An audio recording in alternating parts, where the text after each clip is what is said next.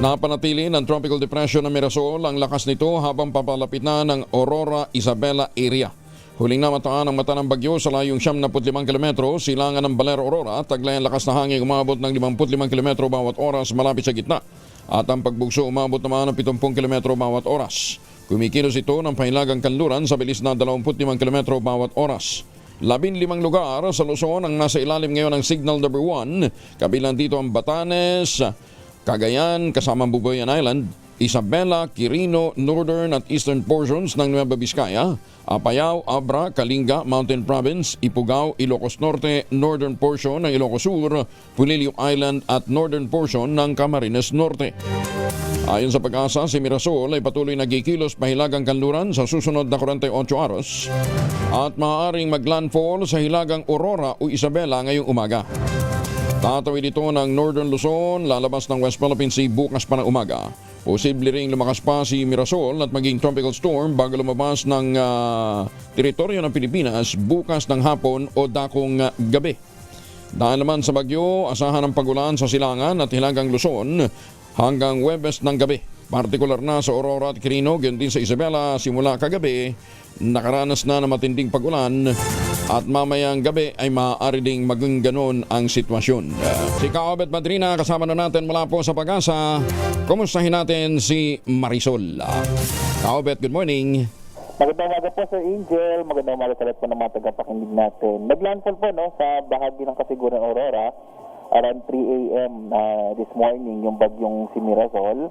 Isa po siyang tropical depression, no? Ibig sabihin pag tropical depression, hanggang signal number 1 yung lakas po ng hangin na dala po niya. Sa ngayon po, no, yung lakas po ni Mirasol ay nasa 55 kilometers per hour malapit sa gitna at pagbugso na nasa 90 kilometers per hour. Kulitong namataan malapit po dito sa may Kasiguran Aurora. At kumikilos pa ilagang kanluran sa bilis naman na 10 kilometers per hour. Dahil nga sa bagyong Mirasol, nakataas po ang ating signal number 1 sa Batanes, Cagayan, kasamang Bubuyan Island, Isabela, Quirino, Nueva Vizcaya, Hilaga at gitnang bahagi ng Aurora. Gayon din po sa Apayao, Abra, Kalinga, Mountain Province, Ifugao, Northern Eastern portion ng Benguet, Ilocos Norte, Ilocos Sur at Polillo Islands. Mag-ingat po yung mga kababayan natin, lalo na sa may bahagi po ng Cordillera itong bagyo. Posible po yung mga landslides, yung mga biglaang pagguho ng lupa at mga flash floods o mga biglaang pagbaha.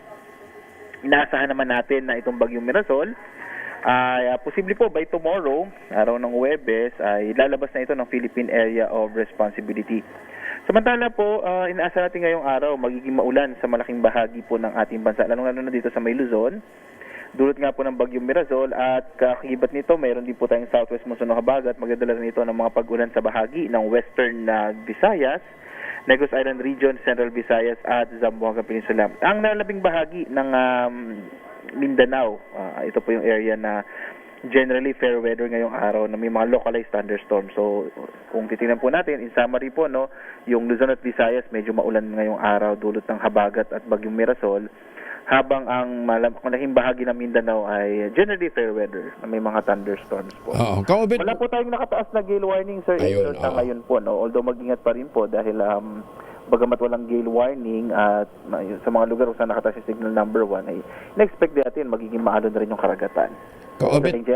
Kaobet, may paparating na pulang-pulang cloud cluster, ano yan? Opo, meron po isang low pressure area na minomonitor po sa ngayon. Ito po ay nasa mahigit 1,300 kilometro pa silangan ng southeastern Luzon. Nasa labas pa po ito ng Parno. Posibleng itong pumasok ng Philippine Area of Responsibility ngayong gabi or bukas at posible itong maging isang bagyo within 72 hours. So, Huwebes, Friday pa. Friday. So, pag-alis ni Marisol, meron namang isang susunod. Ano magiging pangalan nito? Magiging pangalan Nando. Nando? Pagkatapos ni Marisol, si Nando. Opo. Ay, nako. Sige, thank you. Kaobet, di wala na naman tulugan. Vitamin C, ha? Salamat po. Ingat. Si Kaobet Madrina mula po naman sa Pag-asa.